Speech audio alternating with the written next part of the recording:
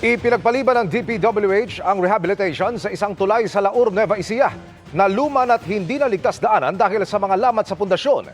Pinigilan kasi ito ng mga residente kung bakit tinutukan ni Mark Salazar.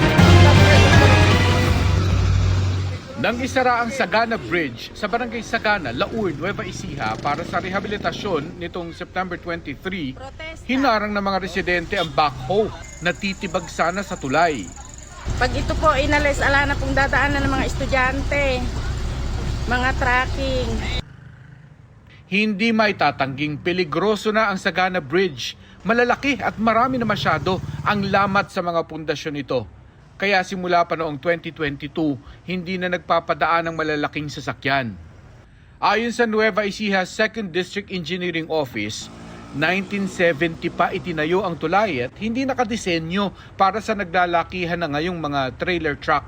Yung problemang yan sa Laur na mga bridges na dapat matagal nang inayos pero hindi inayos, hindi lang Laur yan. Nakita natin yan. Yan ang isa sa mga dahilan. Bakit ang pigatan? Dapat ang bridge inaayos, rene-repair, rene-retrofit every 3 to 5 years. Every 3 to 5 years. Kailangan yan chine-check, rene-retrofit yan. No, yan din yung problemang nangyari sa San Juanico. May 65 million pesos sa ilalim ng 2025 General Appropriations Act para sa repair ng Sagana Bridge.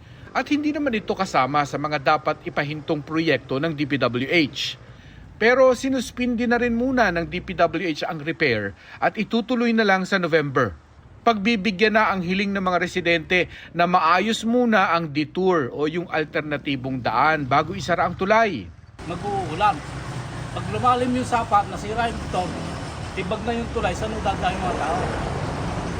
Hindi kawawa naman mo yung mga estudyante papasok kaya alam na daanan. Maayos na detour. So titignan natin yung detour. So pinapa-report ko na yung district engineer tsaka yung RD na bigyan ako ng plano.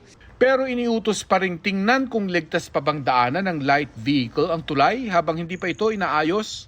Kung safety ang issue, then wala tayong choice. Kailangan tayong magsara. Pero kung pwede namang daanin sa traffic management, kamukha nung ginawa natin sa ibang mga bridges sa Cagayan, at inutos kong gawin sa ibang mga bridges all over the country, na siguraduhin na isa-isa lang ang truck na dadaan, wag sabay-sabay, kamukha nung nangyari sa Pigatan, gagawin natin yon. Pero kay safety first tayo lagi. Kapag tuluyan ng isinara ang tulay para i-repair, 4 na buwan ding apektado ang mga motoristang papunta ng Gabaldon at Tinggalan sa Aurora galing Nueva Ecija dahil malayo ang ikot na gagawin nila. Para sa GMA Integrated News, Mark Salazar, Nakatutok 24 Oras.